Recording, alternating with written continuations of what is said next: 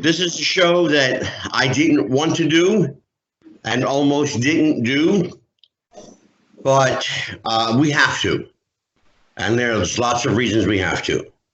If you have not found out by now, I'm sure many of you already know, my co-host, Jeff Robinson, affectionately known as Jeff the Ref, the guru who knew, a man I call the Encyclopedia Britannica of pro wrestling. He passed away Saturday night, and suddenly, quickly, as his mother tells me, he wanted to go. Not that we were ready to lose him, certainly not at 42 years of age. This is going to be a very different kind of show tonight. I have three people here who knew Jeff probably better than anybody. And let me introduce them now. First, his childhood friend of some 40 years, I believe, 39 years, 40 years, Mike Kelleher. You've known him for almost 40 years. Almost 40 years, yeah. Probably 37, 38, something like that. And if it's possible, Mike, there's actually somebody here that knew Jeff a little longer. His name is Max Hall. Max, welcome to the show. Thanks for having me. I know it's not the best of circumstances, but we're going to make the best of it tonight. We will certainly make the best of it. That's why I kind of put out a little header today. Bring the Kleenex, bring the wet wipes, and bring a change of undergarments if necessary. Because the Jeff the Ref had stories and was the subject of stories. I've heard a few of them already. The only thing that completely kept me from falling apart was that he had one wicked sense of humor. There's one more guest joining us tonight. It's a woman who, the only woman in the crew tonight, who worked with Jeff, often, in fact, at Vanguard Championship Wrestling. You may remember her as Gremlina from the Gorgeous Ladies of Wrestling. Grimmy, how are you? Hanging in there. I hear you. I wish my husband would love to have been here, and he just has no words. He was Jeff's backup head of security at VCW. He worked with Jeff as security, and he just has not been able to put into words what's that. It was a gut punch. It was a gut punch. Yeah, it's we have to go back if we're going to do this any justice. We have to go back to Saturday. I spoke to Jeff 3 times Saturday. Spoke to him at 11:30 a.m. I spoke to him again about 4:30, and I talked to him 45 minutes before he passed. Anyway. And he sounded fine. And he was in good spirits and cutting up and joking. He was getting ready to watch, of course, wrestling. Imagine that. He had complained to his roommate earlier in the day that he had some chest discomfort. And later that evening, when they were sitting down to watch wrestling, the AEW pay-per-view, he complained of further chest pains. They offered to take him to the hospital. Hey, honey, can you shut the door for me? They offered to take him to the hospital, and he refused and said, I'm just going to go lay down a little bit. And he never returned from his room. About 20 minutes or so, 25 minutes later, they went in and he was having convulsions in his room. He died in his bed. And I got the phone call 5 minutes after. So I know that I was the first one called. Not a phone call I wanted to get. It's not a phone call anybody wants to get. I spoke to one of his roommates. His mother had not even found out. I said, get off this phone right now. Reach out to his mother. Find his mother. I don't care what you got to do. Get her. She has to know before I do. So in the interim, they got a hold of his mother. And I will tell you, she is one tough cookie. God bless that woman. She's got some faith. And if you've never met Brenda Robinson, you will never forget once you do. She is a very, very devout woman. Mikey, how did this impact you? It's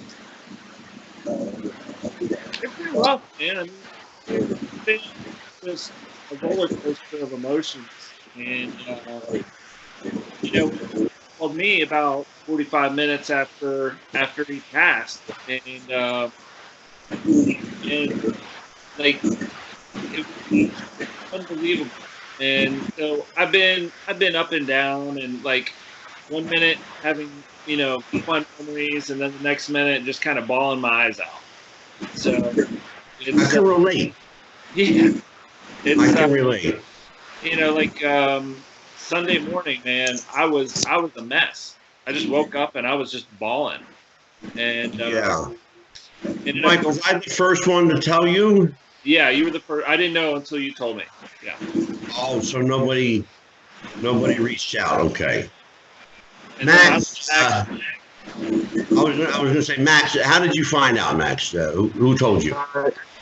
Yeah, me and Mike, we're good friends. We've been friends for a long time too. And he actually, called me, and I missed his call, and he just said, "Give me a call back as soon as possible." And it was Saturday night, as everybody knows. And I just, when I saw that, I told my girlfriend, I said, "It's something unusual going on here," because Mike wouldn't call me this late for something, ordinary. So I just kind of had a heavy feeling I was going to call Mike, and I just wasn't expecting that. It's really right.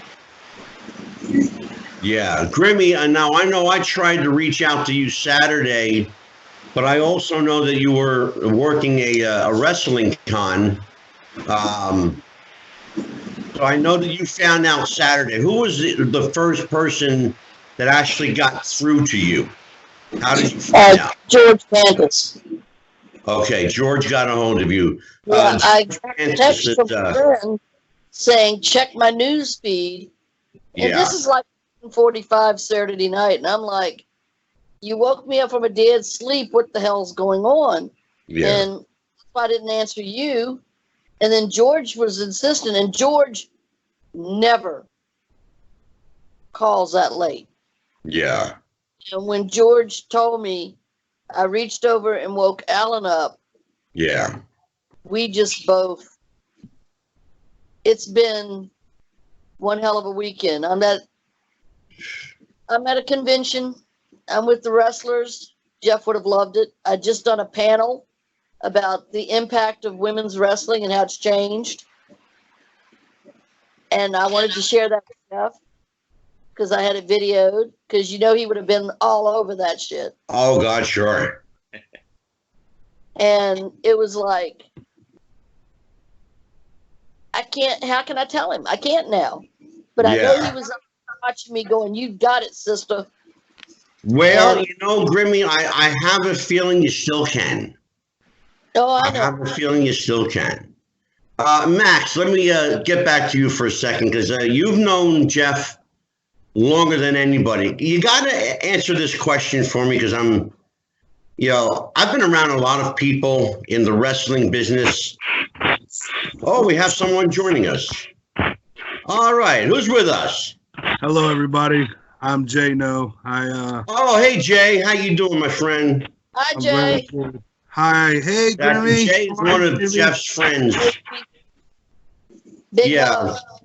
Jay's one of Jeff's friends I spoke to through Facebook. We're going to get to you in a second, Jay, because I want you to kind of fill in the blanks for us. Okay. So, Max, you knew Jeff from what, like from 3 or 4 years of age? Yeah, probably from the late 70s. And he pretty much grew up right around the corner from me, and his mom was friends with my family. And so you have to answer something for me. I've been around wrestlers and the wrestling business for a very long time. I've never met anyone or ever knew anyone that had such a passion such a thirst for knowledge as Jeff the Ref Robinson. So you got to tell me, is this something you saw develop, or was it always there? Well, you know where it came from was his grandfather. I don't know if he ever talked about his granddad, but Okay, now we're learning something. Go ahead. yeah, his granddad was big into wrestling. He was a closet wrestling fan. He wouldn't admit it to anybody. We went to the same church coincidentally, and he would never tell you. You would look at him and you would never know that he was a wrestling person. But any pay-per-view, Jeff did pay-per-views from as long as I can remember. In fact, Mike probably showed up for several of them too. His granddad was always there. His granddad was always giving commentary. He was born to watch that sport, and he was limited. He didn't really say a lot, but you knew the man knew wrestling because when they did something wrong, he would let you know. He would yell at the TV. His grandfather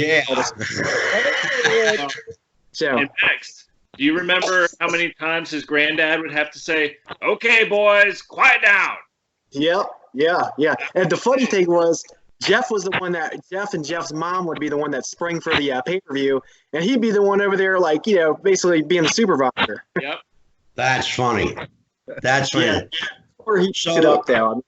So it's been a long time coming then. So his grandfather now I didn't know that. I never knew that about him, that it was his grandfather that introduced him to the sport. Now, Jay. Yes, sir. We got Jay no here. Okay. Jay, I need you to fill in the blanks for me here. I told everyone at the top of the show about Jeff's passing and, the kind of the timeline. I need you to fill in the blanks for me. What happened during that day? I spoke to him around 11:30 and again around 4:30. Well, I got the devastating call. It was Trey called me. He messaged me and he said, "Jay," he's like, "it's an emergency. It's Jeff." I was like, "What's your phone number?" Because I had Jeff's phone number, and I'm like, "Why didn't Jeff just hit me up if Jeff's hit me off of Trayvon's number?" Yeah. So I call him, and Trey can't talk. He's in pieces. I said, What's going on, Trey? What's going on? He's like, he left us. And at that time, that's when I fell to pieces. And so fast forward a little bit, Trayvon says, that they can't leave the house until the coroner gets there. I know him. Ivan's a very good friend of mine too from going over there. And so because I was just there Monday hanging out watching wrestling with him. Yeah. And that was my dog. That was my big brother. But now let's talk about that, because apparently he was big brother to a lot of people. My dog was saying hi to everyone, by the way. I've heard that over and over and over again, Jay, on Facebook and on Twitter. He was my big brother. Apparently Jeff took everybody in like Papa Bear. That's it, man. That is that's the feel I get. That was who Jeff was. Jeff didn't care if you were white, black, brown, blue, yellow. If you were nice to him and you showed him kindness, that's all Jeff would return. And even if you had an attitude or you were nasty, he still tried to see the brighter things. Yeah. He still tried to be, to give people the time, maybe you're like this, for a messed up reason or something, Yeah. And give them that extra chance, because that's just. Well, I will tell you all that I saw the wrath of Jeff the Ref. I got a story. Oh, believe me, I got a story. I got a story too. He walked off the show one night. Oh, wow. Oh, you guys don't know about that. Oh, man. He walked off the show one night and was hot at me. I mean, he was hot. Well, somebody asked me why he was hot at me. Why was he hot at you? Because I took a dump on the WWE. Ooh, that sounds like I always dumped on the WWE. He never got hot with me. Remy, he got upset and walked off. Grimmy, he ain't want that whip. That's why he ain't get lip with you. He ain't want that whip. Please. Now, here's something I want you all to know that not many people do. Back in 2018, my husband and I were getting ready to come down to VCW. My husband had to be rushed to the emergency room with an oxygen level of 65% and a CO2 level of 104. He was intubated and put in ICU, and he stayed in ICU for 60 days. I heard the story. Jeff kept everybody at VCW informed of what was going on. Yep. I put the phone up to Alan, and Alan says he does vaguely remember this through all the drugs and shit. Because they basically had him in a medically induced coma. Keep him calm. Because Alan got the tube out twice. And I heard Jeff through the phone say, "Look, you son of a bitch, you fight." And he told Alan, "You're not giving up. You're going to fight. You may not have been a wrestler or been a wrestling fan." He said, "But damn it, you are now. You better fight your ass back." That's great. That's classic ref. Oh, That's yeah. classic ref, Grimmy. Absolutely. And he had his mother, his father, everybody praying for Alan. That was Jeff. Jay, I got to ask you a question. You know, you knew firsthand how passionate he was about his wrestling, right? Oh yeah. And you knew he loved his. Did you ever get to see the action figures hung up on the wall? Did he ever show that on the podcast? Yes. Yes. I'm the one. I took my time out and went over there and hung all his wrestlers up on his wall because for years he told me that. I took little air blower things, the little computer air things, and dusted them all off and cleaned them all off. And I went over. That was you. Okay. Yeah, he's funny. I didn't know it was you, but he said, "Yeah, a friend of mine came over and hung all my figures up on the wall." Now I know who he's talking about. Well, Let me ask you a question about that, and about his love of wrestling. Did he try to convert people to wrestling? Was he like the wrestling's goodwill ambassador? Oh yeah. Oh, I can be front line when I say yes. Absolutely. Absolutely. You know. Yeah. I hated wrestling. I fell out of love. I had about as much passion for wrestling as Jeff did. I was at the first WrestleMania. I was at the closed circuit of the first Starrcade. I lived, breathed, ate, slept wrestling. I hung out with them. I was their driver. 94, I said, screw this shit, because to me, it won't wrestling anymore. I had boycotted it. I hadn't gone to anything matches. I wouldn't watch it on TV. Hell, I wouldn't even watch my own Glow matches.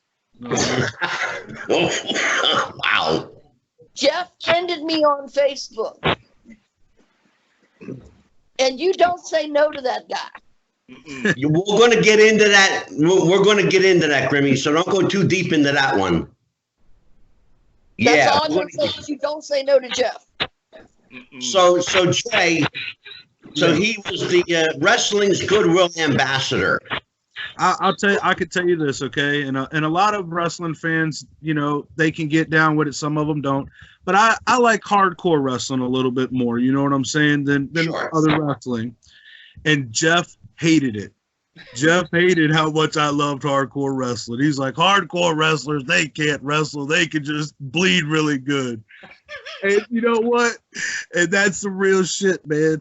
But I would tell you this, no matter what, he would always push me. Man, you got to watch the next Raw. It's going to be fire, man. You got to watch the next Raw, man. And I'm just like, I'm going to watch it. I'm going to watch it just for you, man. And he would watch it no matter how bad it was. That's it. And I will tell you, this may be the most fitting tribute ever. He called me Monday. I'm sorry. He called me Friday. And he said, it was Friday morning early. And he said, them son of a bitches put the title on Goldberg. They just fucking killed the Fiend. And I was just shook my head. I was laughing. I go, what happened, Jeff? He goes, those stupid son of a bitches just killed the greatest fucking character in wrestling. He loved him some Bray. He loved him some Bray, boy. He always wanted me to be Sister Abigail. Oh. Jeff was like, if they ever had a Sister Abigail, it's for you, Grimmy. And he was the reason one of my friends started the page, Give Gremlina a Chance. WWE, here's your Abigail. Right. That's awesome. So Jeff texted me during the day on Friday to let me know that Goldberg had won. And like on our refs roundtable, we said we weren't going to watch it. But okay, so he found out. He either watched it or he found out. And then I was this close to saying, yeah, because Bray sucks. And just to mess with him. And I couldn't bring myself to do it. And so I just played really, really calm and respectful. And I said, well, hopefully it's going to turn into a good story arc, and then Bray doesn't get buried too far. Yeah. But so Max, you've known this guy a long time, and you knew him well. Were you a wrestling fan, or did he convert you, or what's your stand on wrestling? And well, I really don't know a whole lot about you, Max. Yeah. So Jeff, he had these pay-per-views. I guess we kind of overlapped and he was definitely into it more than I was. But I used to go every pay-per-view on when they had them on Sundays back in the late '80s, early '90s, before I could even drive.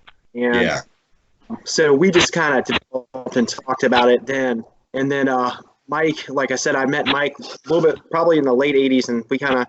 But Mike, what's funny is I don't really remember us all being together at a wrestling show or like pay-per-view or anything like that. I mean, I know maybe we were okay. I just, like I said, my memory is a little fuzzy, but I used to actually, before I could even drive, I used to ride my bike over to Jeff's house at nighttime.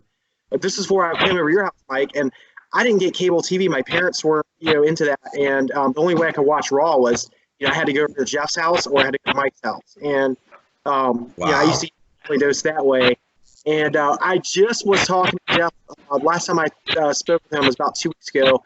I said, hey, do you remember the night Andre the Giant died? Basically, they did tribute to him on Raw, and they actually rang the bell for each picture they showed. I think they showed each picture for every year that he had lived. So right. And I actually discussed that with him. I said, do you remember that? He's like, yeah, I sure do, man. And I was like, man, that was a long time ago. I looked it up. I think that was in the early 90s. And I'm like, wow, Jeff, that goes way back. So, he had this incredible memory. Oh, yeah. And we talked about it on the show. And I said, I asked him during one of our shows, when we started the show, I would always just say, okay, Guru, what happened new in wrestling this week? And he would tell me, and we got into it one time. He goes, I can't help myself. I'm like a sponge. I just absorb stuff. And he was like that. He was just, he knew stuff he should not have known. He knew stuff from 40 years before he was born. Oh, yeah. Remarkable. Grimmy. Did you ever go to any matches with him, Grim? Did I ever go to any match? No. I mean, other than Guard. I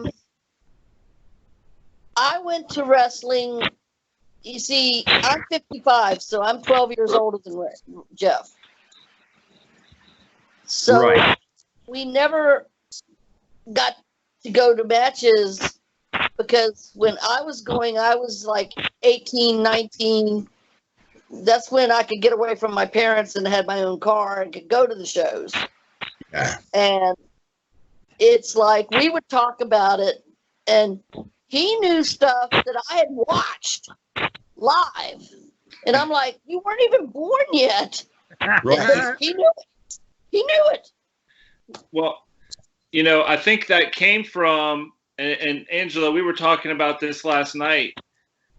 And Max, you might have seen this. When you went over to Jeff's house and went in his bedroom, I don't know if you ever went in his bedroom, but he had not just a stack this big, it was 3-foot high stack of wrestling magazines. And they were, he was reading anything he could get his hands on. Because this was way before the internet, way before, like it was either on TV, on a VHS, or in a magazine.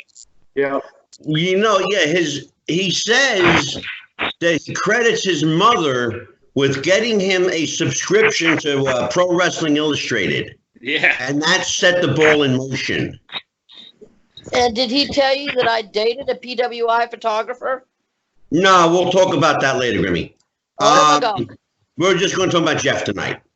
And, to add to that, too, Mike, to what you were saying about before the internet, I was going to say Jeff would memorize all that, like for every major event that they had, any wrestling pay-per-view, he would memorize the cards. This was well before the internet. Oh, yeah. And I never forget, one time they had a WWF pay-per-view, probably in the early 90s, and I think it was WrestleMania. I don't know which one it was, but he actually memorized the whole card, and at the end of the show, they dropped 2 matches, and he said, "Man, we got gypped. We didn't get 2 matches out of this." Instant communication, man. That would be Jeff. Yeah. Well, he and his grandfather would write out, like he had magazines when we were cleaning out the storage unit, there was magazines with they would go to wrestling shows and write down the matches and who won and what happened. It was. I heard that. That's when they used to have programs at wrestling. Exactly. Yeah, exactly. Jay, did you ever go to the shows with Jeff? I never got an opportunity to go to shows. I watched a lot of wrestling with him, and of course worked side by side with him on many shows. But I never got the privilege to go and watch him as a fan. So you were with him at Vanguard, right? Yes, sir. Okay, so let's talk about Vanguard, because that's a group right now that's got a big empty hole in their heart. He was such a critical part of that security team.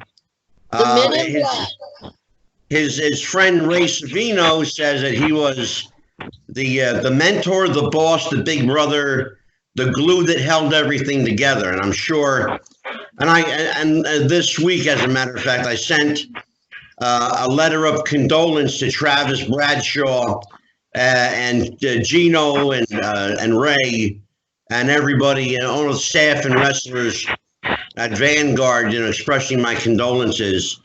It's a loss for me and the show, and we'll talk about that in a minute. But it's a bigger loss for them because he worked with them closely and in person.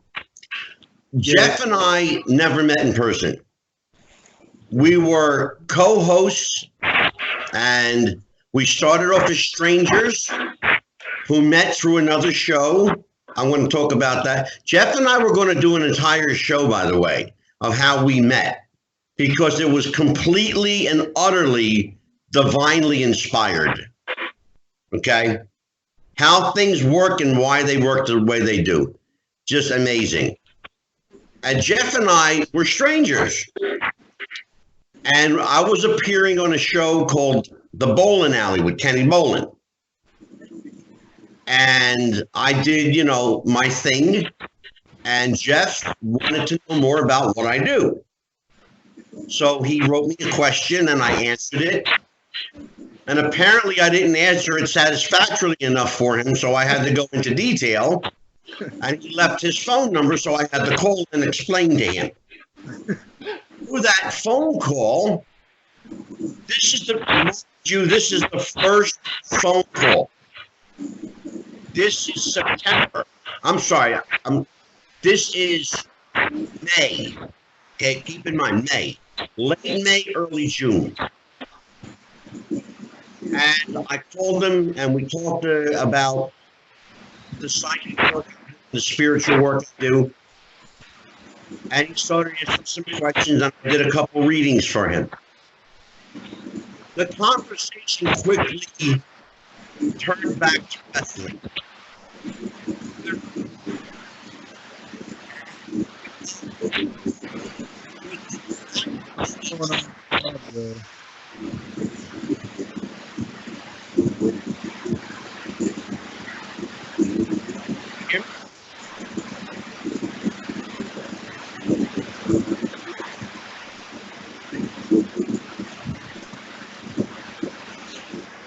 Can you hear me, Angelo?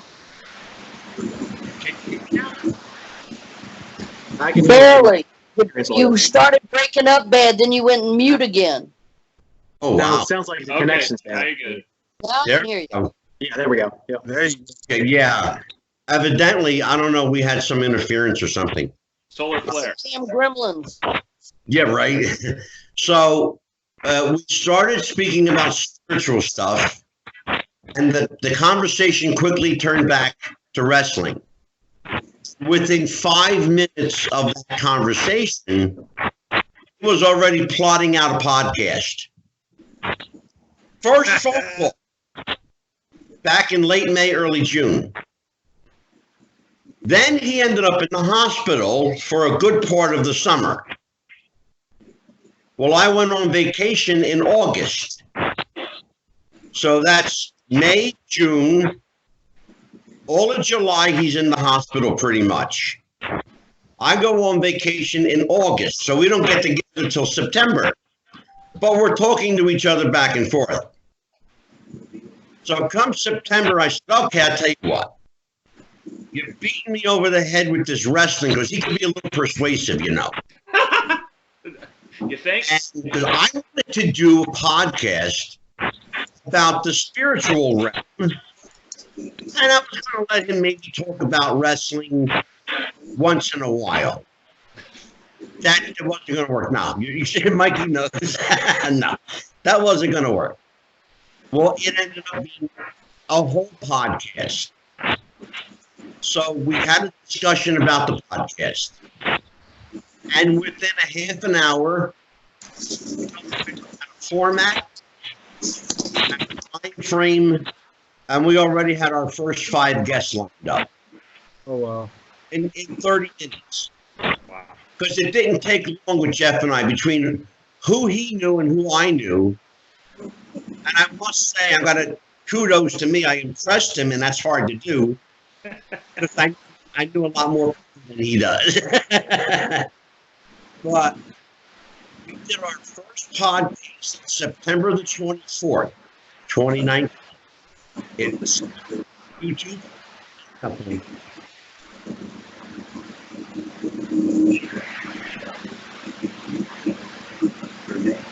I'm hold on. Bear with me. Hey, hello?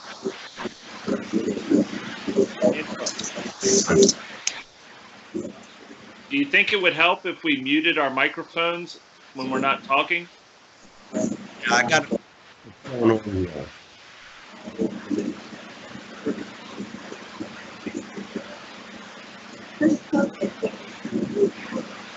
How about that? Is that better? Yeah, I can hear it now. Okay, we're better now? Yeah. Terrific. Yeah, we're having some kind of interference. I'm not sure what's going on. Jeff is trying to get in a word or two. Well, and I believe that. You know, it's funny, Mikey. My wife, Anita, just said the same thing. And Jeff was always respectful to Anita. He used to say, "Hi, Miss Anita. How you doing?" My sister-in-law does a great Jeff the Ref impression, by the way. I got to hear it. Yeah. Hi, this is Jeff the Ref. Oh shit! I'm gonna miss that fucking voice. God damn. Hey, Angelo. But we connected. The point I'm trying to get to is we connected, and that first show to now, we always called ourselves the little podcast that could and did, and will continue, because he will be a part of every show through a tribute. We're going to do a tribute to Jeff on every single show, because there's enough people and enough stories to go for about the next 3 to 5 years. So more than that. Oh, yeah, exactly, Grimmy. Longer than that. So that's what we're going to do. So now, Jay, how did you actually meet the ref?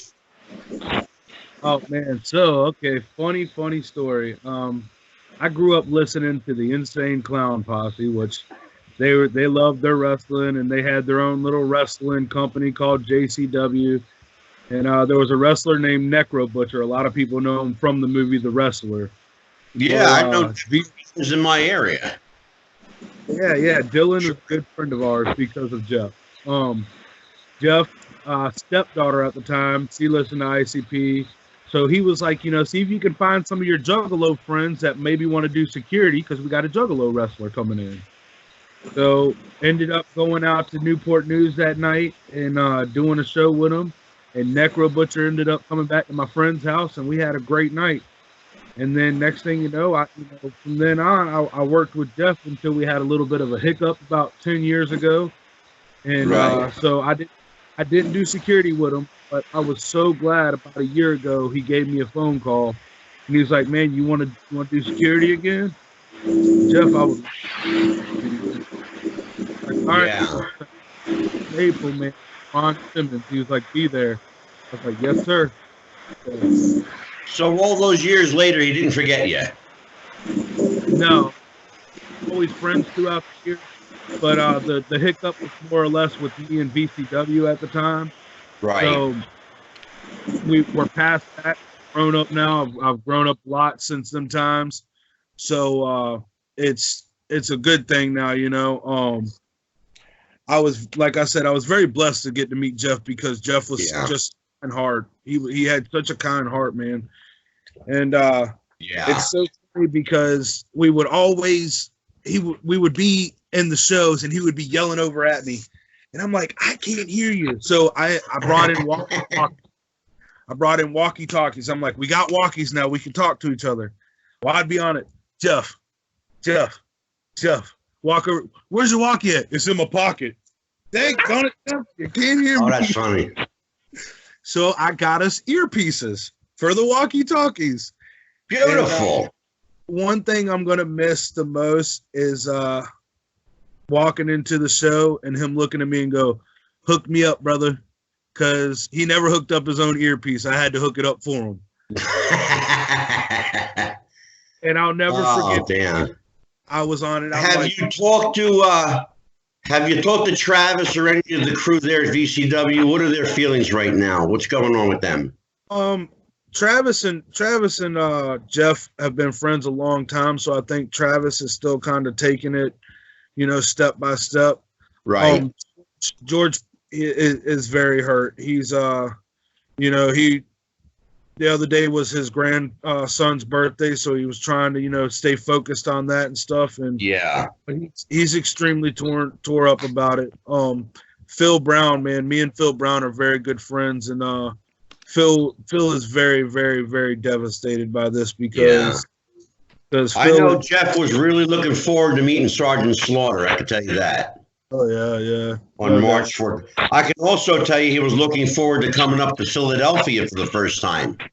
Yeah. Come to find out he had never been to Philadelphia. No. We're doing a Icons of Wrestling show. Yeah, I remember. At the ECW Arena in Philly. In fact, related to that, just before we got involved in that show, we had Rob Feinstein on the show from RF Video. And Jeff and Rob were like two kids in the candy store talking about tape trading. Oh yeah. And the dirt sheets and the newsletters. And I just sat back. I went, here's what I did. Go ahead, you talk. I'm good. Talk. We're fine. You know, I'll have my cigarette, my coffee. Just, you know, continue. And they just talked and talked about tape trading. And I just sat back and smoked my cigarette and drank my coffee.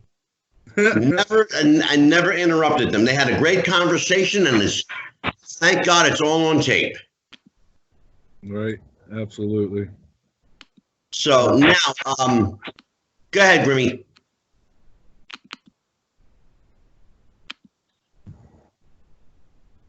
She's got her mic muted. Yeah, oh, she's muted her mic. Somebody let Grimmy know that she muted her mic. I can't do it.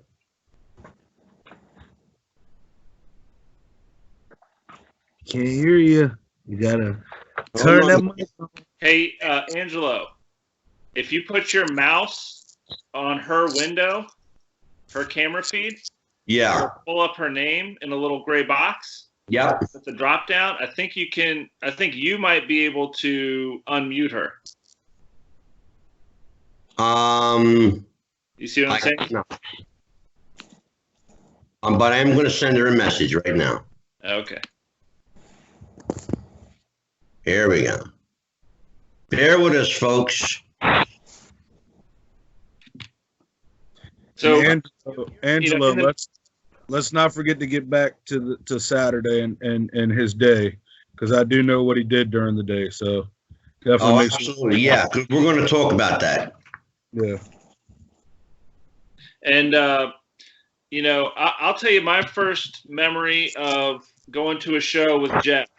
Okay. We're going to talk about that, Mike. I'm going to hold that story. All right. Because I'm going to hit you up for like 3 stories that I know about, Okay. but don't know the details. Okay. So just as soon as Grimmy puts her phone down, we'll be able to figure out what's going on. I wonder if she has to drop off the call and then get added back. You know what? We may have to do that. Just for ease. Yeah, her microphone's muted. Yeah.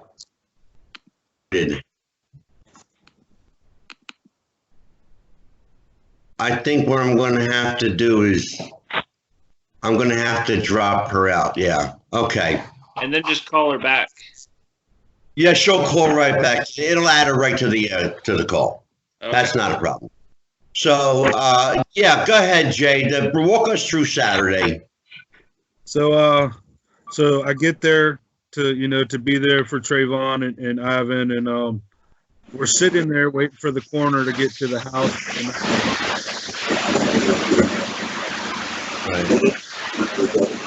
The microphone is.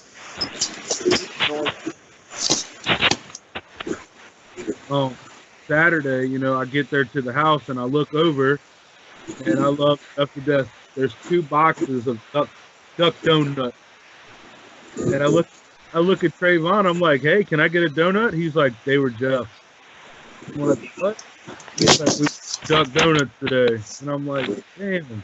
I opened up and there was like 2 donuts gone. I was like, "Did he get to eat a donut?" He was like, "He ate a donut." I was like, "Yeah." And then we got in the house, and he's like, he bought a pizza from Sal's, and we opened the pizza, and he literally got a piece of pizza out that pizza, man. And I was like, man. And it was hard. It was hard, but the coroner showed up with 3 women and 1 man, and I was like, "Did they tell you about stuff?" And they're like, "Yeah, he said he's about 400 pounds." I was like, "He's a little heavier than that." They got him up, and they got him out to the steps, and I actually helped them get Jeff down the steps. Yeah. Yeah, I knew that. And thank you, Jay. Yeah. That was my brother, and I know if the shoe was on the other foot, he would do it. So I love it, man. When he was in the hospital last year, I would video call him. He had that damn Don hair haircut or hairdo. So I drove Well, out. you know, I'm glad you mentioned that because he got his, you know, he told my wife and I that he was trying to shave, you know, to give himself a haircut. And he said he gapped himself. And he said when he looked, he went, well, fuck it, I may as well just go for the rest of it. So he gave himself a buzz cut. But my wife and I thought it really looked good. Anita said, Jeff, it looks really good. You know? Well, and it actually made him look younger. Yeah. When he was in Norfolk General, you know, I looked at him. I was like, man, you need to ask your nurses, can I drive out there and cut your hair? So he called me a little bit later. He said, they gave me the okay. They're going to let you come up here and cut my hair. So I took my buzz clippers up there and went up there and cut his hair, man. I remember that. I got the picture of it. Yeah, man, it was great. Good times, man. Yeah. And, you know, that was something that really tore me up was when I was there Monday. One of the main reasons I went Monday was to cut his hair for the podcast Tuesday. And while we were watching wrestling, he started passing out. And, you know, by the time... I want to tell everybody, Jeff actually did that show. And he was starting to nod off. And I was concerned about him.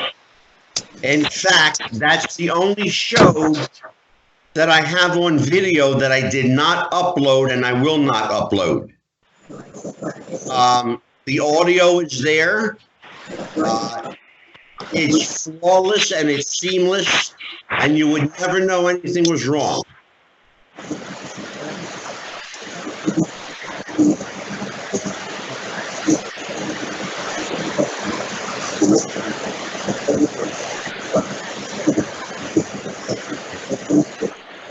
Angelo, look at your messages.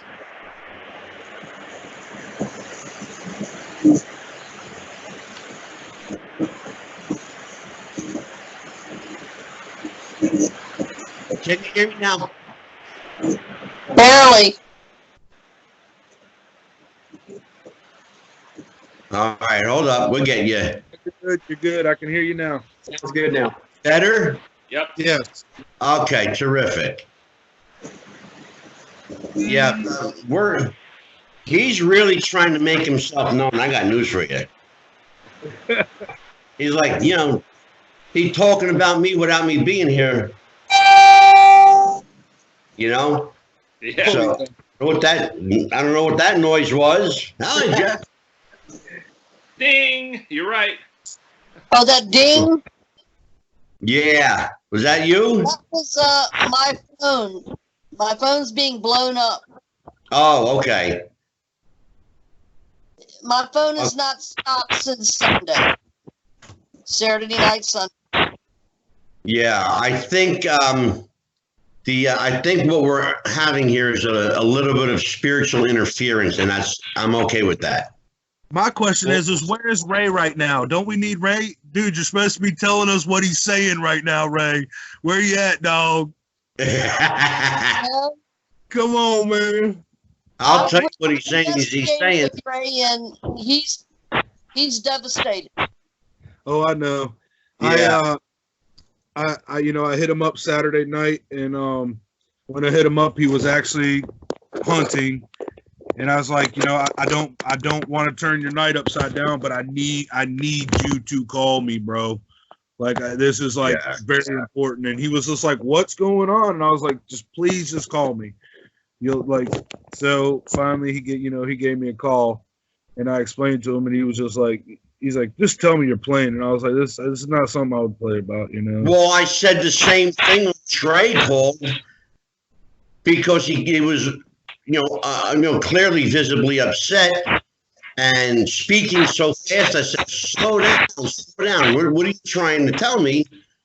And I finally got it out of him, and I haven't been right since. I mean, to be honest with you, I haven't been right since. Yeah. So now, Max, you've largely been quiet, but I'm going to get you to talk. You obviously knew the non-wrestling Jeff. I did.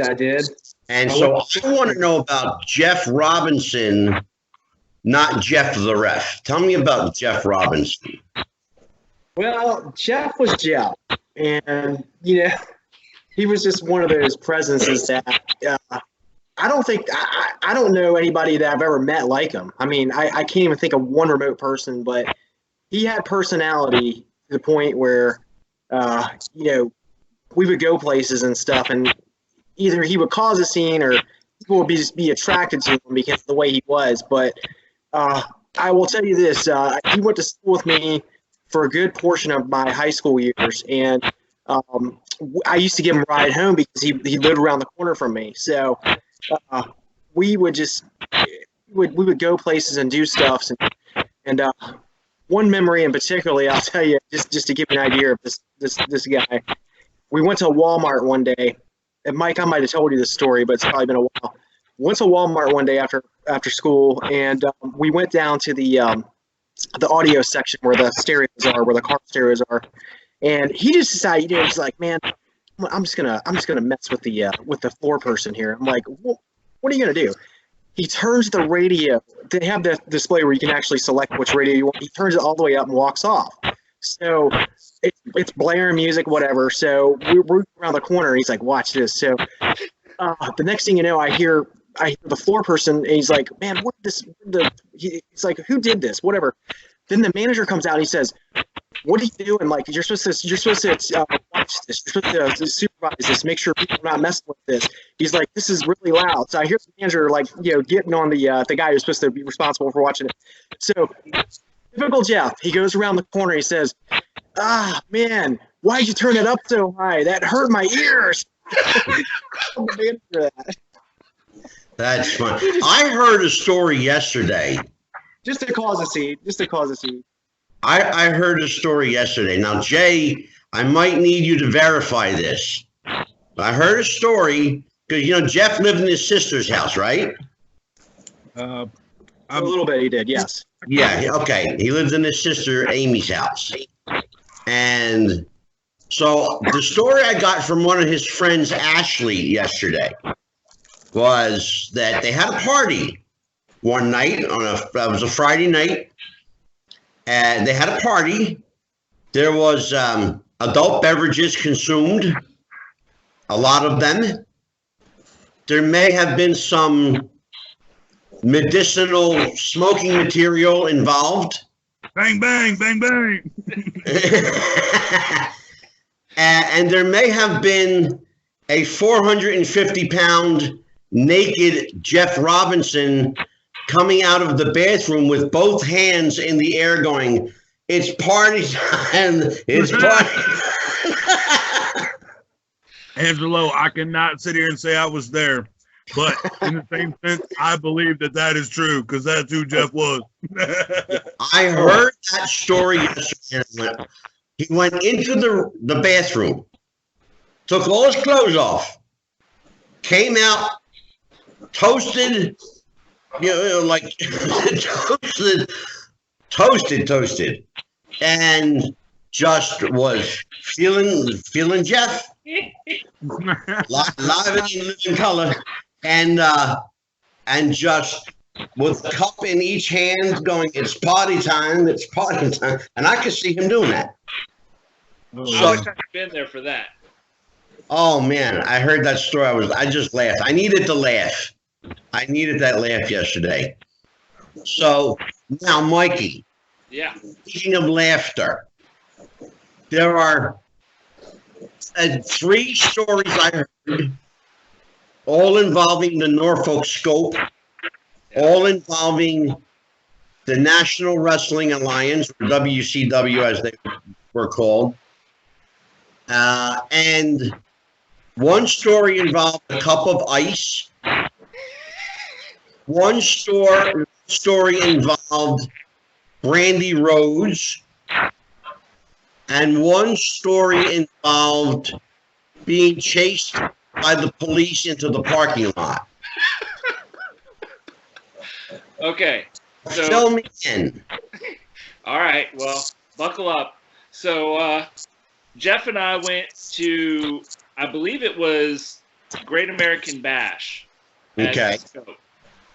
And we're sitting there watching Ric Flair wrestle.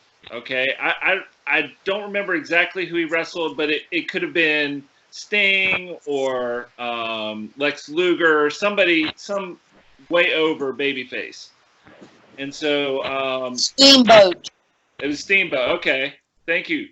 So we're there, and Jeff's mom, I think, dropped us off at the Scope, and we had pretty good seats. And so we're sitting there, and all of a sudden, you know, they really need to check these cup lids because ice was just flying out of his cup into the ring and onto Ric Flair.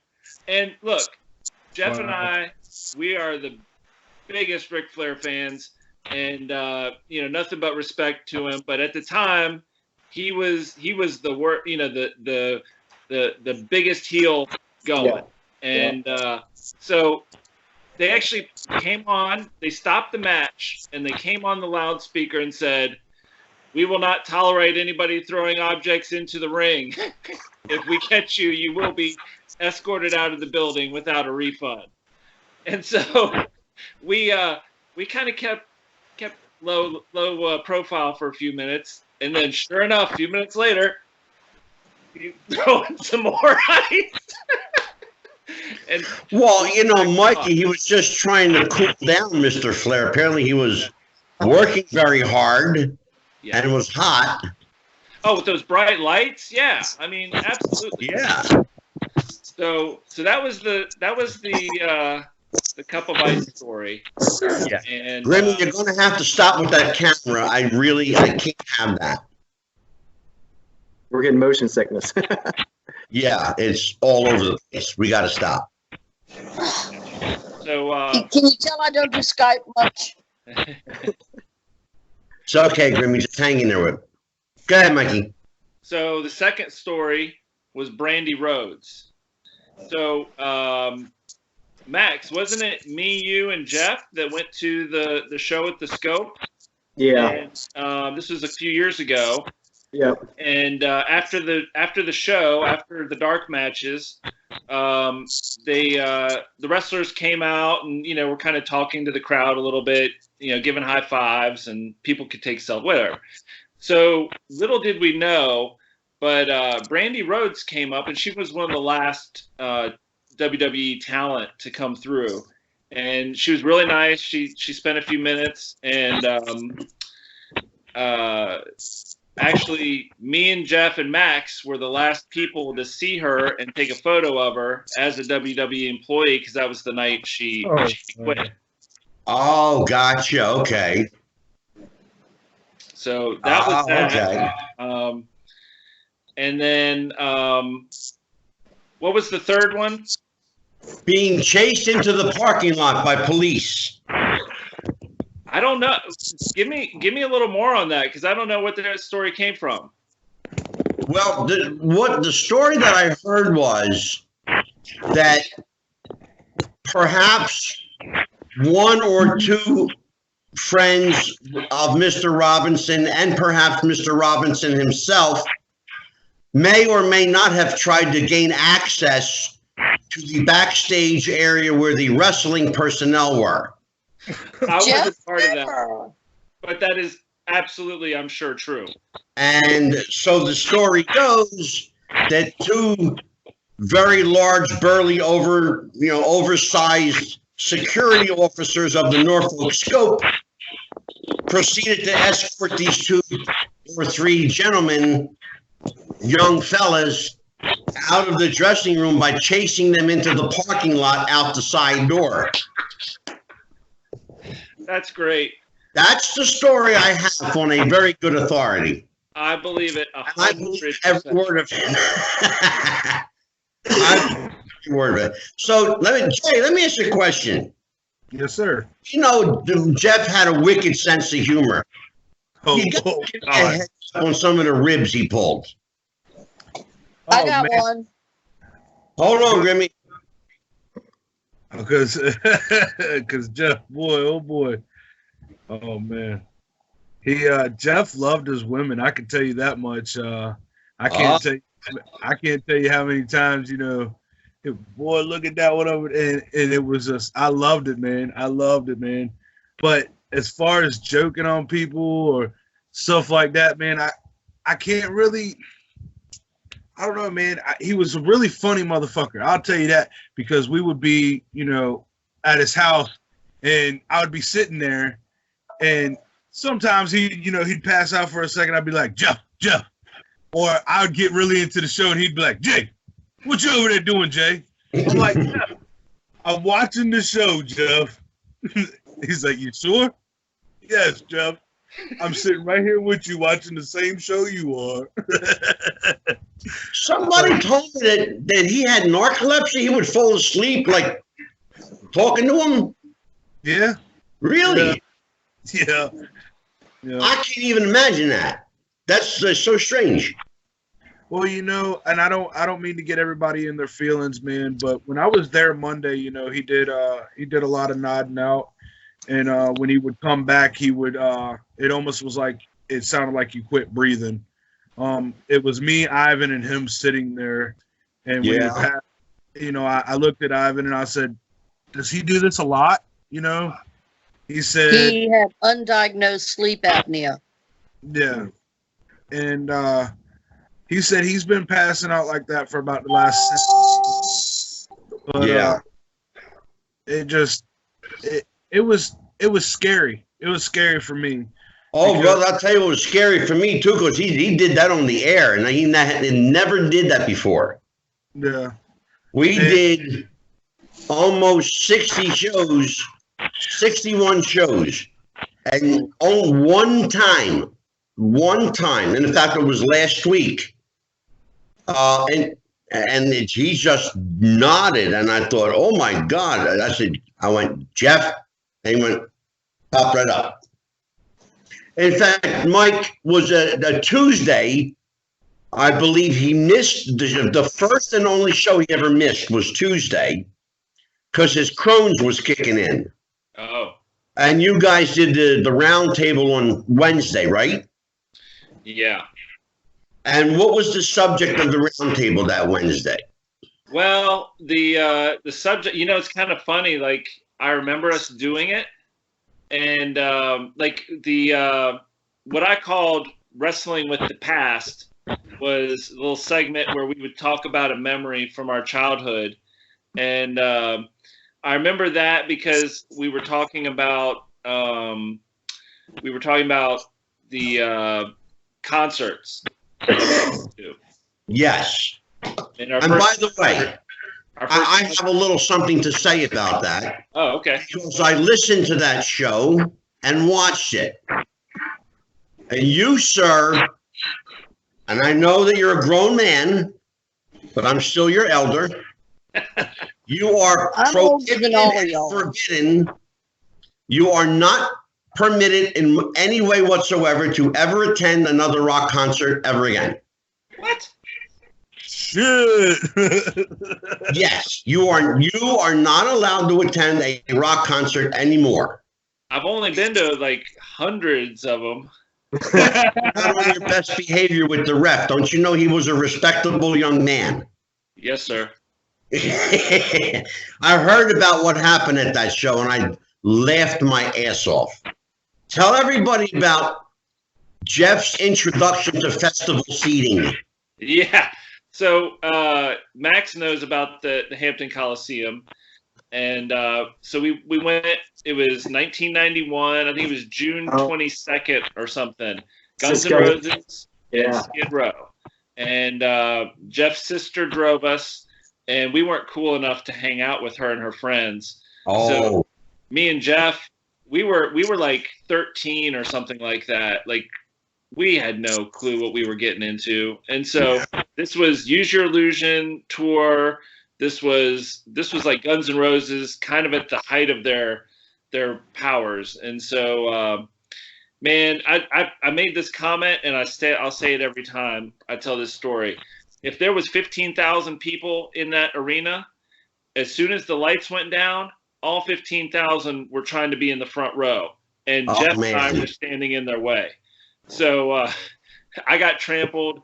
Jeff got bounced around a little bit, and yeah, it was really scary for a minute there. But then everything worked out. We had a great time at the show, and it was okay. All right, Grimmy, you're up to bat, kid. Yeah, and then I'm going to probably have to cut out of here. Jeff left rib. Give me one rib before you got to go. We were at my first VCW show. He finally badgered me into showing up and going. And we're standing out back. He and my husband are smoking. I'm just standing there. And this woman pulls up. Signs all over the place. Tonight, professional wrestling. Blah, blah, blah. Woman rolls her window down. Are there wrestlers in there? Jeff and I looked at each other. He said, there's one right here, and pointed to me. And I'm like, Jeff, stop it. And this woman is like, no, I'm serious. So they're real wrestlers in there. And I'm like, okay. Intelligence? Meh. And I forget what Jeff did, but me and my husband had to go back in the building because we were starting to fall over laughing. And later on, Steve Carino was at a VCW card. And I was at the barrier. And this is before I became commissioner and started really working with VCW. Yeah. Steve Carino is sitting there, and he's in heel mode. He's telling the audience off, and I'm just sitting there making some fun. And he goes, I didn't ask you, you dwarf, or something like that. He made some kind of comment about my size, or go sit down, little girl, or something.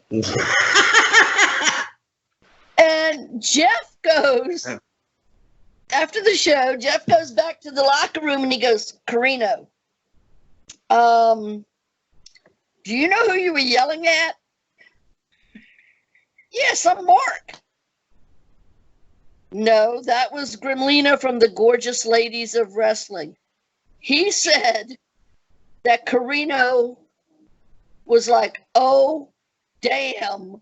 He's told you this story, didn't he, Yeah. Angelo?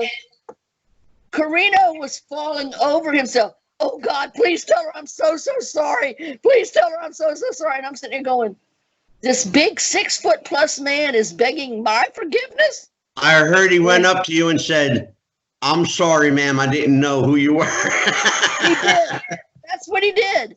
And then the next show is when my husband started working security with Jeff. And Right. Carino and I have a picture of us hugging and laughing. And then we have another picture where he's in my face at that first show. So Jeff was like that, though. He would be like, hey, come on now. And this is the last one, and then I'm going to say goodnight because it's, you know.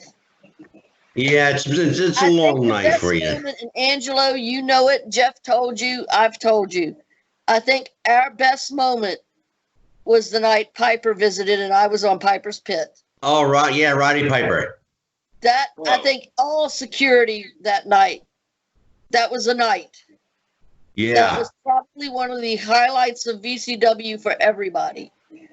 And Jeff was like, me and Jeff were like, I'm sitting there almost crying, marking out, because I've been a Piper mark, whatever, for years.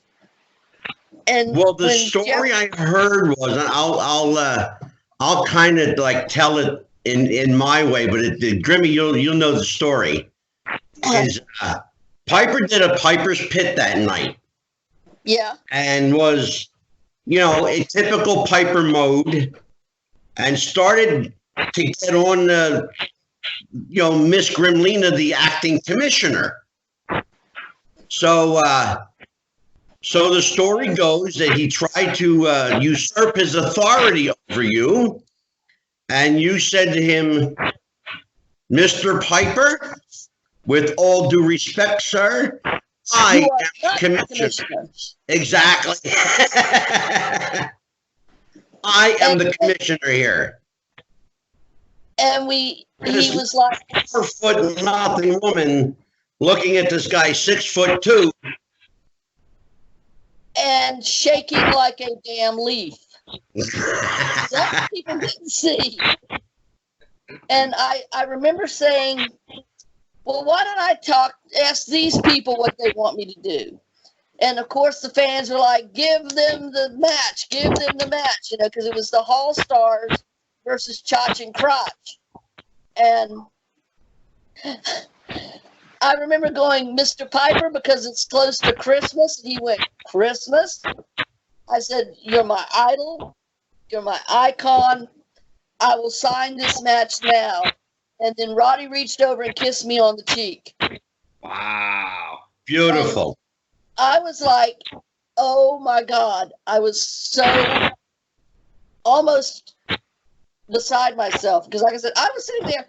Yeah. I'm sitting there telling him he ain't the commissioner, but I'm sitting there shaking. Because this is Roddy Piper.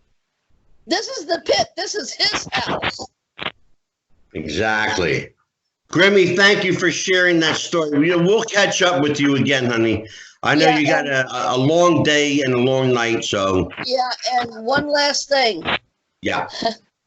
If I ever am a guest on your show, or if anyone ever calls me and they hear this yap dog, that's Jeff's fault. Yeah. He called me one day and said, do you want a dog? And I'm like, I don't know. And I asked my husband, do we want a dog? And then Jeff showed us a picture of our Harley, and she was 9 months old. 10 years later, we still have Harley. Yeah. Good for you. And that's legacy. Jeff, when I would send videos and pictures of her to Jeff, just because he's Harley's daddy to me. Yeah. And I'm going to tell you right now, I'm going to be at the memorial service Saturday. And Jay, Alan will be there the 14th. Okay, awesome. Represent the Men in Black. And you know what that means.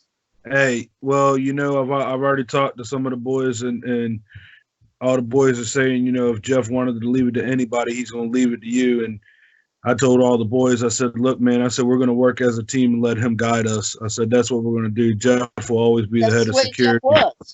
Yeah, so with that being said, make sure that Alan wears his security shirt, because I'm going to need my man. Already had me. I've already washed it and it's ready. He's got his Draven security shirt, VCW. I'm unfortunately going to be in Middleton, Delaware that day, but Alan will be there representing me and the Men in Black. Yeah, Grimmy will be up in my neighborhood. Well, you want to come by and see me, you butt? I may surprise you. Well, Grimmy, thank you. I'm going to let you go. Take care, Love kiddo. Bye-bye. Bye. All right, you guys. And then there were 3. And I only see 2 because apparently Max Hall. Well, Max just texted me. He said his computer crashed. He's charging and he'll be back on. Oh, okay. Terrific. Yeah. So it's just us kids here. So can I tell a story? Yes. Oh God, please, yes. All right, here we go, man. It's about 10 years ago, back when I first started working with him. We are down here in my neck of the woods of Suffolk. We're doing a show at Suffolk Middle School, and Travis goes, "We got Chase Stevens from TNA coming in tonight, and he's at the airport in Newport News, and we got to get there. We got to get to Newport News to pick him up from the airport because he's our talent for tonight." I'm like, okay. So we're like going around, and one of my friends showed up to the show, and I'm like, is there any way you could drive us to Newport News? She's like, yeah. I'm like, we got to pick up a wrestler from the airport. She's like, absolutely. Jeff's like, I'm going with you. I'm like, hell yeah. At this time, Jeff was a big man, but he wasn't a big man like, when he passed. But still, I'm 340 pounds. We're both big men, We walk outside, to go to Newport News, and it's like a 1990 Dodge Dakota extended cab, not extended cab. Oh my God. 2 little baby seats behind the seats. Okay, are y'all ready for this? Here we go. Oh, Jesus. I look at Jeff. I say, we both riding? He's like, oh no, he did not. I'm like, so what about when we pick up Chase Stevens, what's gonna happen? He's like, we're gonna ride behind the seats. I'm like, so we get out to the Newport News Airport. We pull up. Chase Stevens is sitting there with his bag. Jeff gets out as professional as possible out of this 1990 beat up truck.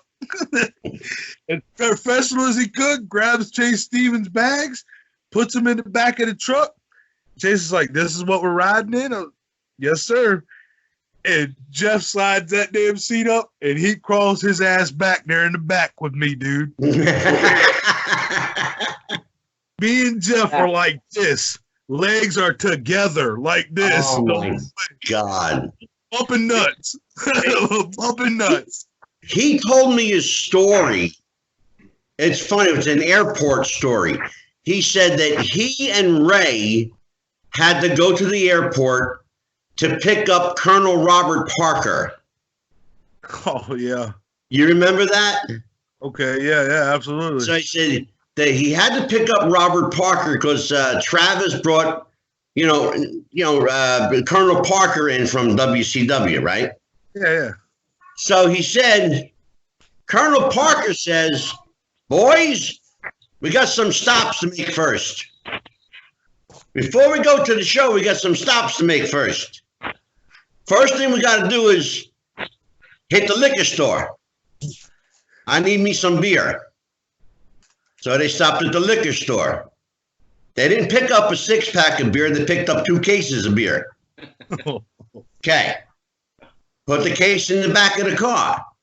Say, okay, boys, we got another stop to make. What time is it now? 6 o'clock? What time's the show start? 8 o'clock? All right, we got some stops to make. So, take me to the nearest titty bar. You know that story? No. I've heard this story. It was a little different at the beginning. He said that he used to wait at the airport because he would know what flight the guys were leaving out on, and he was waiting. Okay, yes. That's the same story. Yeah. And he said that he had his mom's car, and then he parked his mom's car in the parking lot of the airport, and was like, "Well, this is a once in a lifetime. Sorry, Mom, but the parking ticket's going to be super expensive." Yeah, that's the story I heard. That's the one. We picked up with Colonel Parker, yeah.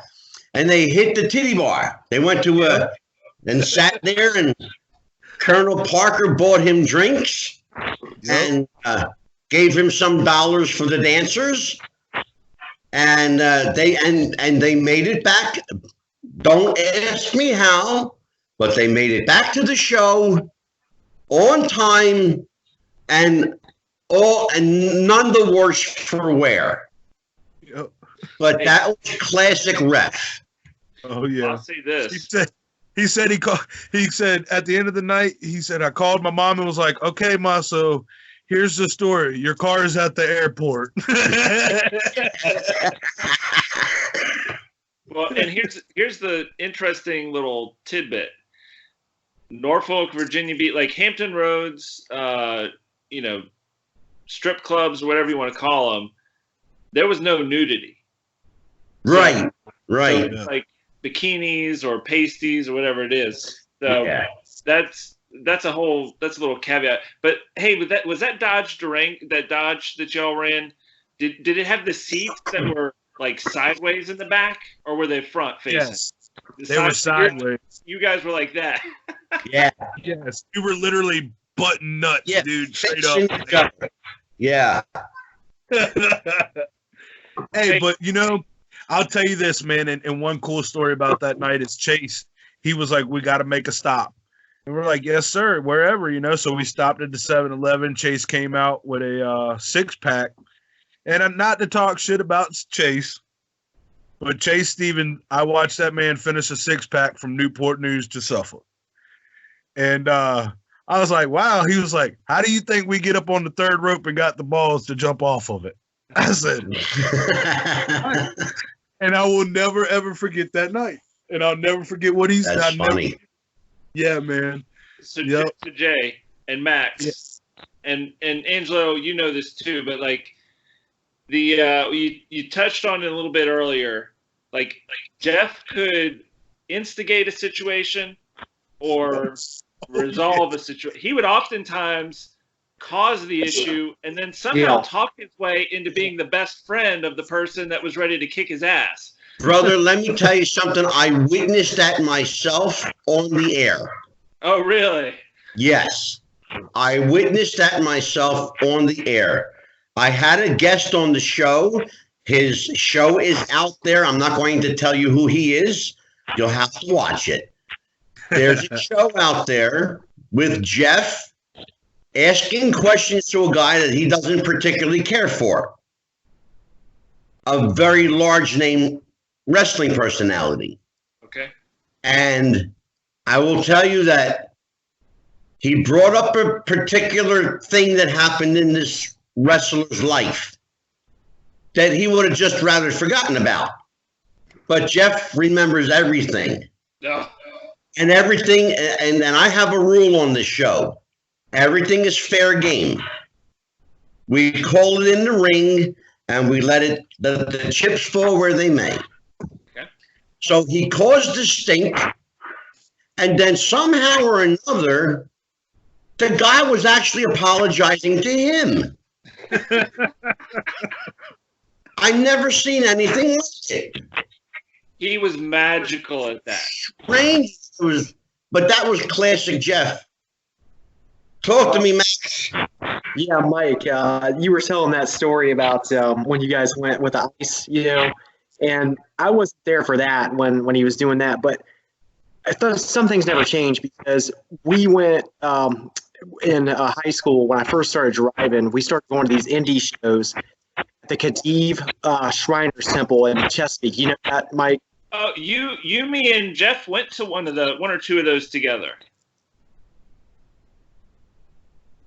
Yeah, I think I remember. I thought you went there, but I think one afternoon they had one like on an early Friday, like it was starting right after we got out of school, but starting like 4 or 5. I don't know why it was so early, but we went out there. We drove out there, and we were at the front row, and it was a real small show. It was in that Khedive Conference Center, and it wasn't much to it, but we were up front, and Jeff, as you said, he was an instigator. So basically, this crowd is like very subdued, very controlled, and me and Jeff are. I'm kind of like into it. I'm into it, but Jeff's like 10 times me. He's full speed. He's balls to the wall. Oh yeah. And he was egging on the wrestlers and just getting on their nerves and everything. So they finally said, if you don't, knock it off, we're gonna have to kick you out. So I turned to Jeff. I said, Jeff I was his ride. So I said, Jeff, I hate to say this, man, but you have to sit outside for the rest of the show. I ain't leaving until it's over with. But I guess what I'm saying is some things never change. They were telling us we were too obnoxious at a wrestling show. If that's possible. At an indie wrestling show. You're supposed to, I never met a guy, and I alluded to it earlier. I never met a guy so passionate, so completely involved in wrestling. He said to me, and Mikey, you know this. He said, "Wrestling is my friend, my lover, my mistress, my companion. Wrestling kept me company as a kid, And I think that it's fitting that that the last thing he ever saw in this life was wrestling. Amen. And for that, it reminds me of my grandfather. It's strangely enough, I thought about this. My grandfather loved to go to the racetrack and bet on the horses. He never won. My father was working at the racetrack that day when my grandfather was there.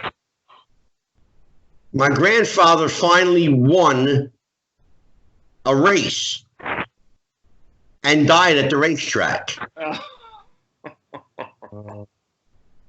with $3,000 in his pocket. And I thought to myself, you know what? That's how Grandpa wanted to go out. God bless him. He went on his own terms. Well, Jeff went out with a whole damn 18-inch cheese pizza from Sal's and 2 boxes of duck donuts that he didn't eat. So he might have gone out with $3,000. About that, you said it was Cal's Pizza? Yeah, it was Sal's Pizza, man, out here in Suffolk. Oh, Now, so one of the guys is, and Mike, I don't know if you remember this, but Jeff used to either order at the wrestling pay-per-views. We would all chip in and get pizza. Yep. And he would do Little Caesars or Cal's Pizza. Yeah. And so, I'm not kidding you. Like, we would split like one pizza between me and the other guys, and then Jeff would eat a whole one by himself. Jeff would eat the whole thing by himself.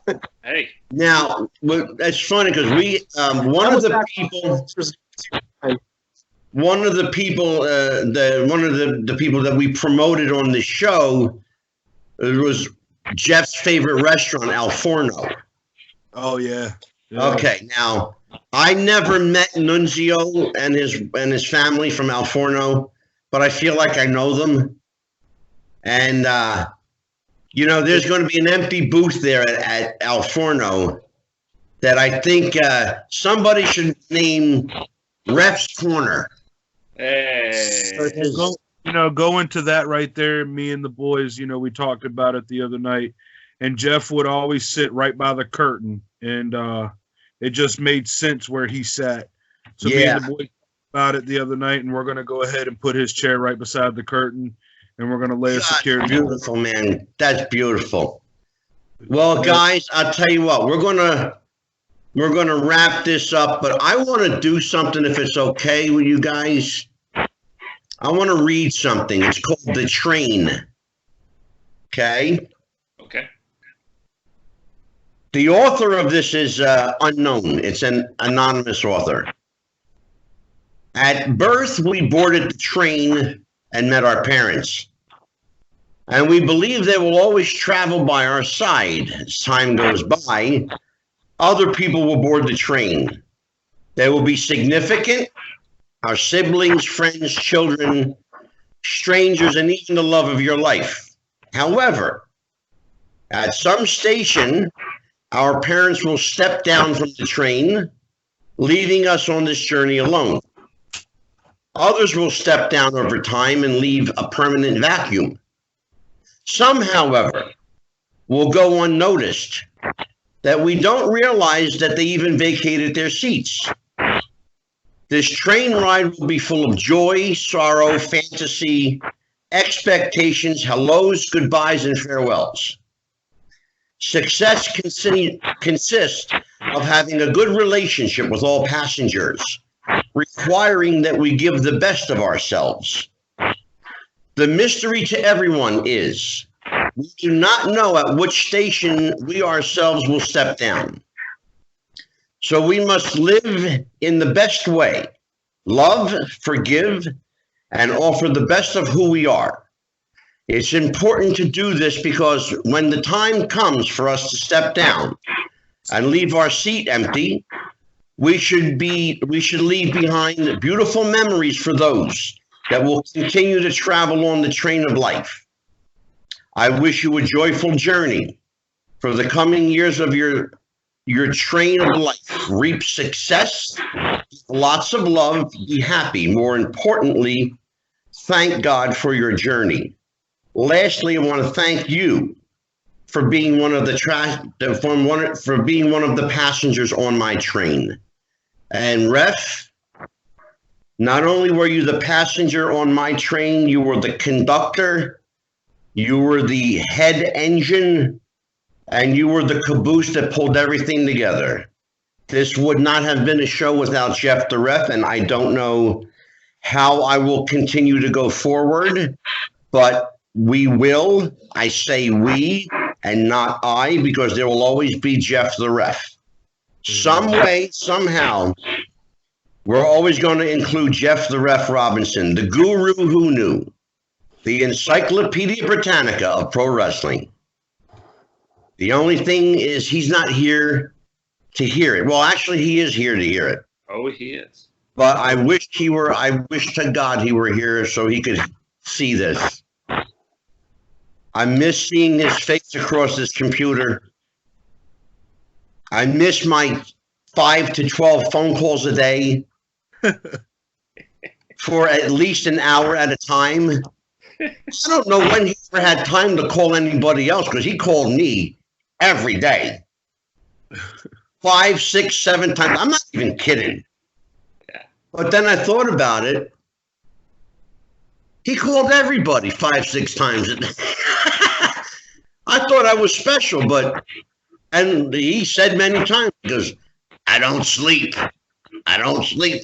And he, apparently he was awake a lot and on his phone or watching wrestling or both. Yeah. Simultaneously, because he could multitask like that. He was good. Jay, thank you for sharing, my friend. I'm here. If you need me, I'm here for you. Tell Vanguard, tell Ray, tell Travis, and I will actually speak to George tomorrow. So, and I know George very well, so I'll talk to him. Give the boys my love and my sympathy. Remember, just tell them this. It's not goodbye. It's just so long for a while. Yep. Okay? Hey, Mike, yes, can sir. I say a couple things? Sure. Please. So, hey, Jay, are the VCW, Amy, Jeff's sister, reached out to me and Max about being pallbearers. Are some of the VCW guys going to be pallbearers? I would absolutely hands down be a pallbearer. I can definitely reach out and talk to some people. I don't know because Phil moved down to Atlanta, so I feel that Phil's going to try to make it up here, but it's going to be a little hard for him, seeing as that he's got to be up here on the 14th as well to wrestle. So I'm not sure if he's going to make it, but we're talking about for the service on Saturday morning, right? Yeah. Okay. Yeah. And so, I love Jeff. Everybody knows he was a big guy, and we'll take any help we can get. But if it's okay, I'd love to just share the information about the funeral. Yes, Mike, please do. Okay, so the funeral is set for this Saturday, which is March 7th at noon, 2 p.m. graveside, and then what's called a repast or reception afterwards back at the funeral home. And the funeral home is Altamire Funeral Home at 5033 Rouse Drive, Virginia Beach, Virginia, 23462. So, Okay. Can you do me a favor, you guys? I know you're all going to be there. Yeah.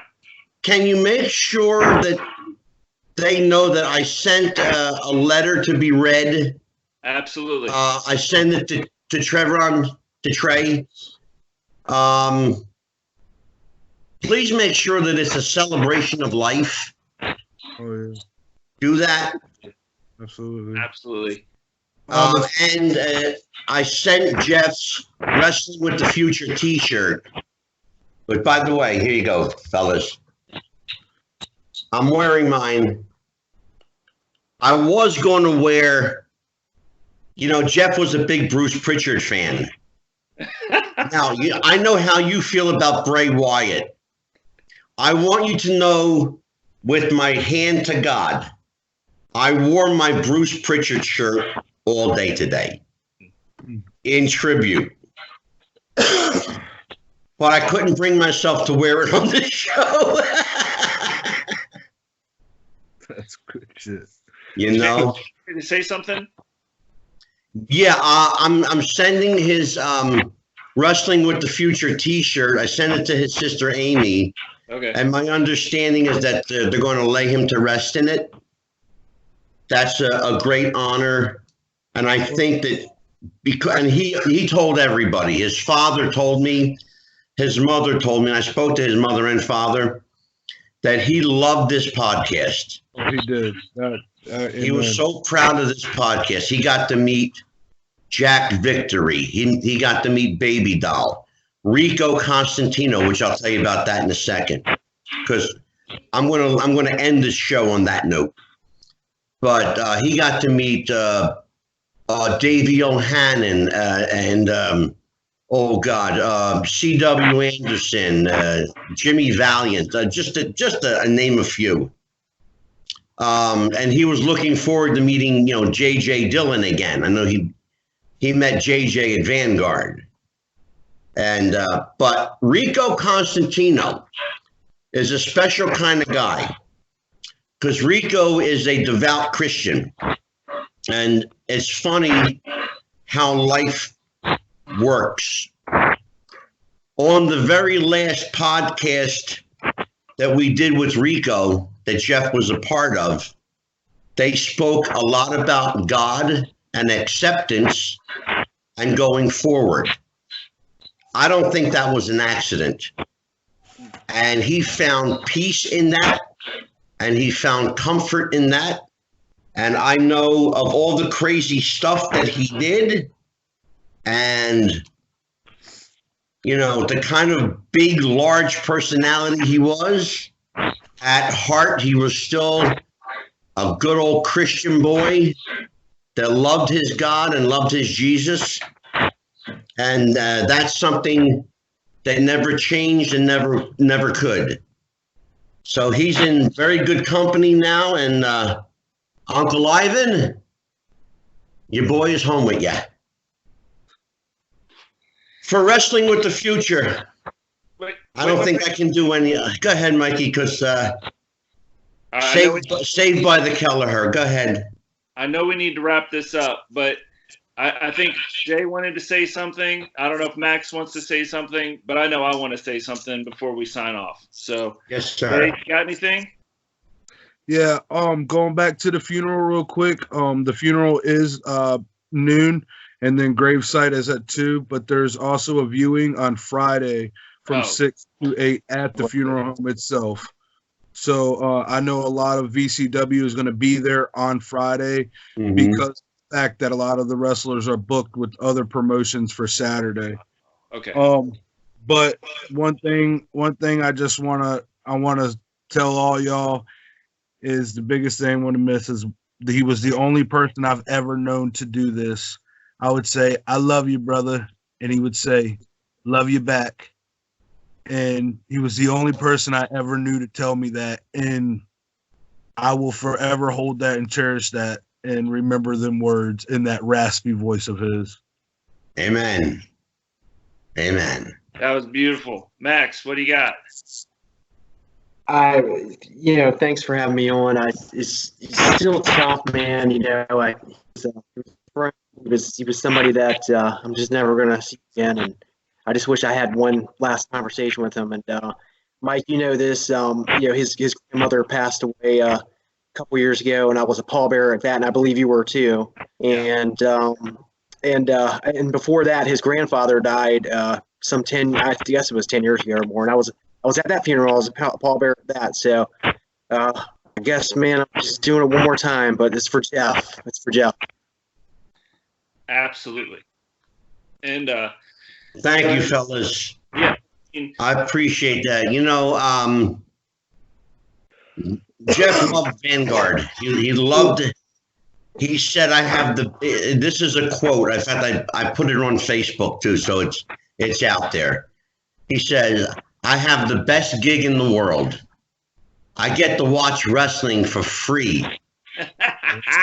And that was Jeff. And I will tell you, and Jay, I want you to let Travis and everybody at Vanguard know, there will always be a Vanguard Championship Wrestling presence on this show. Thank you. And if at all very possible, I hope to have a representative of Vanguard come on the show and join me for a little while to kind of take over co-host duties. You know, he's a big personality to replace. So you can't replace him. So what you do is you just go forward with his presence. And that's what I'm going to do. I have to go forward with this because he would want it. In fact, he would demand it. And we're going to go forward. And before I get too choked up and too emotional, because it's been a rough few days for everybody, for Wrestling with the Future. Wait, Angela. Yes, sir. Sorry, brother. I just got to say this. Jeff, I love you, brother. And I'm really going to miss you.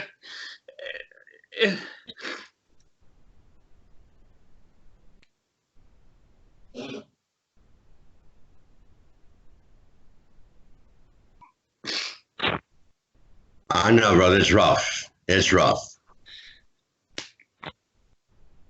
A lot of people overlooked Jeff growing up and underestimated him. And he just kept plodding along and doing his thing. And then he finally got his chance. And that was his podcast. And working with VCW. And the one thing... Brother, I'll tell you what, Mike, the outpouring of love from social media has been, you would have thought a head of state passed away. Absolutely. But I'm just saying, like when we were in high school or whatever, elementary school, whatever, you know, there's a lot of, he wasn't the best looking kid. He wasn't the most popular kid. He wasn't, you know, whatever superlative you want to use. But if you were his friend, he would do anything for you. And to see him overcome, you know, a lot of the struggles that he had and things like that, it was really awesome for me and a lot of other people, I'm sure, to see. Yeah. Well, I'll tell you what, he certainly made up for personality. He made up for people liking him and then some. Hey, Jeff, you didn't have a choice. You were going to like him. I know. That is the truth. That's true. You know what? You couldn't help. Like I said, we were strangers when we met. We became so for Wrestling with the Future, we will continue. For Jeff, for Mike Kelleher, for Jason No and Max Hall, I'm Psychic Medium Angelo. Good night, everybody. Till I see you again. Happy wrestling. This one's for you, kids. Good night.